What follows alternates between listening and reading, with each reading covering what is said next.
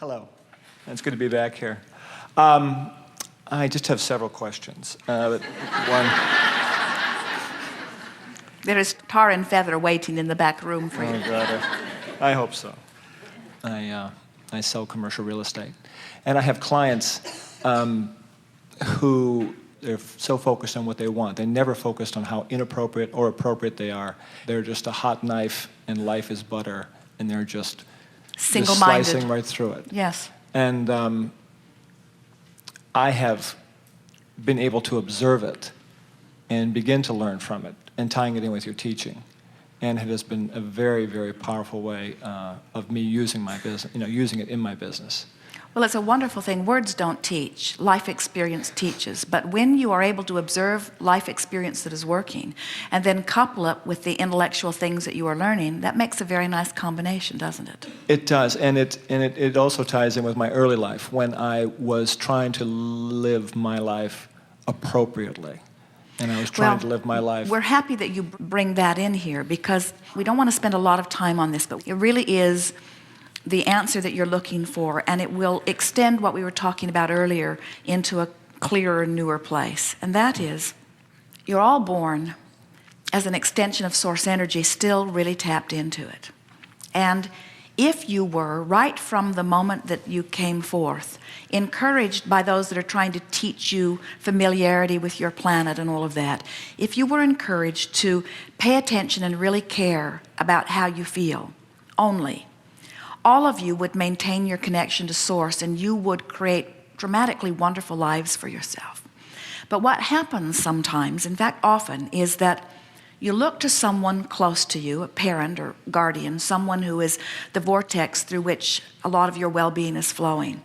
And you determine, either because they tell you or from your own observation, that under some circumstances you will offer behavior that pleases them, and under other circumstances you will offer behavior that doesn't please them. And of course, you get more positive feedback when you offer behavior that pleases them.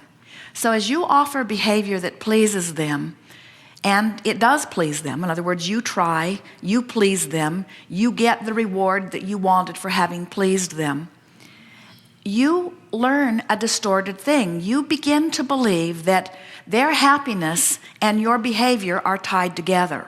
Mm-hmm. So then, without meaning to, because you are such an uplifter, not just with this person, but with a lot of people, and maybe even the world in general, if you are really altruistic, you begin to believe that you carry the burden of other people's happiness and that it depends upon your behavior, and you start failing right away at keeping them happy. And that's what causes a steady eroding of your sense of well-being and worthiness, because you take credit for their happiness and responsibility for their unhappiness, and since you can't stand on your head in enough different ways to even keep one of them happy, let alone all of them happy, you come away from, and that's why old people are cranky. In other words, it's that constant attempting to do something that you are not able to do that makes you feel uncomfortable again and again, you see. So we always love it when someone like you comes back into the conscious awareness that you get to guide yourself by the way you feel. And now, even though you're not able to do it all the time, you are at least cognizant when you meet someone who is doing that. Awareness. And then your question is, as your question is here that you're offering, well, what's their secret? Or have you come to any conclusions as you watch them? What do you see? They're focused. And what are they focused upon? They're focused on what they want. And would you call them selfish or unselfish as you observe them? In other words, Selfish. They are. Absolutely. They are selfish enough to care about what they want and to focus upon what they care about. Absolutely, 100% Yes. of the time. And it's Yes. it's interesting because our society obviously doesn't really Well, of encourage course. that. But No, when we because you're see so- that's the only thing that works. But you see, think about just one person seeing one of these young people thriving. And this person that's witnessing them thriving also wants to thrive, but maybe isn't.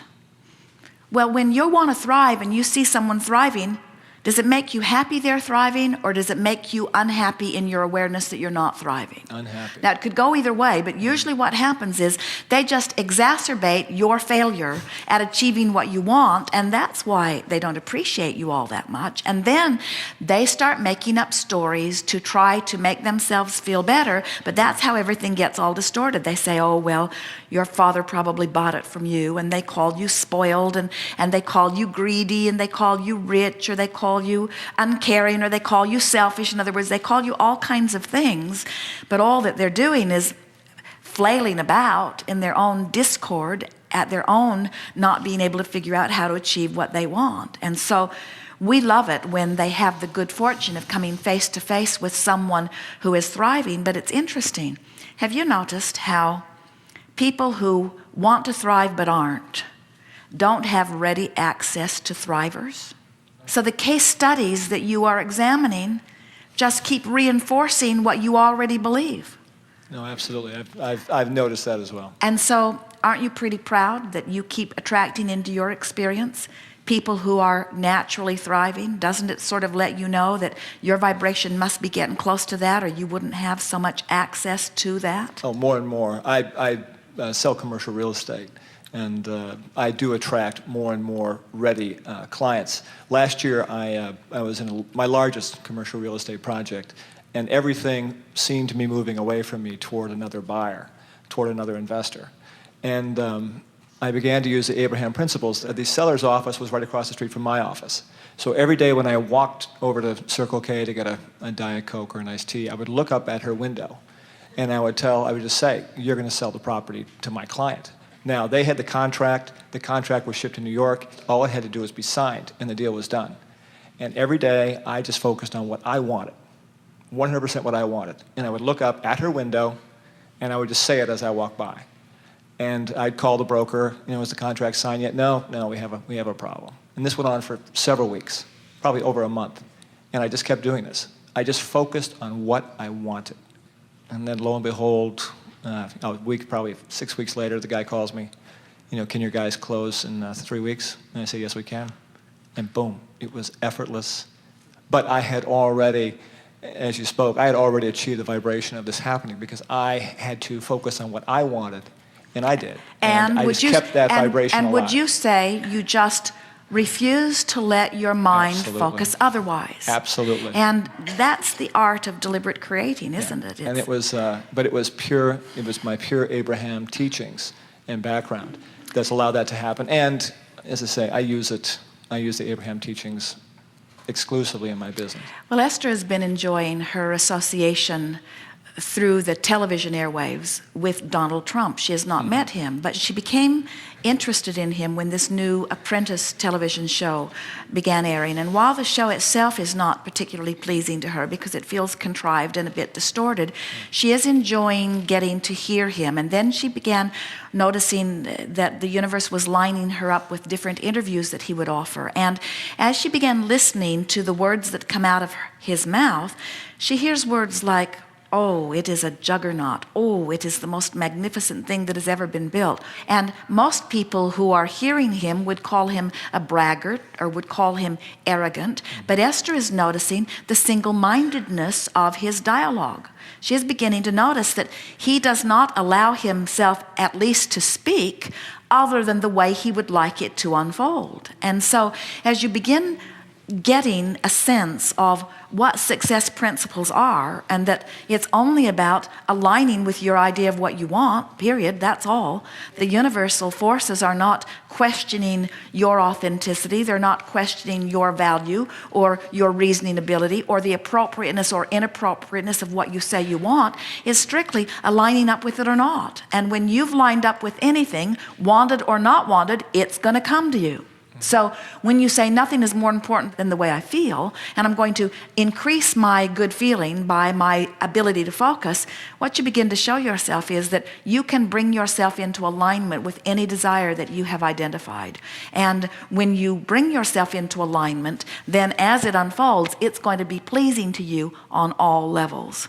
You could never line up with your source and harm another. You could never line up with your source and deprive anyone of anything.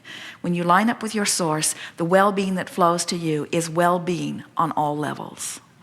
Yes. Yes. Yes. I was speaking about this at the break, and I used Donald Trump as my example as well, as somebody who they label as arrogant.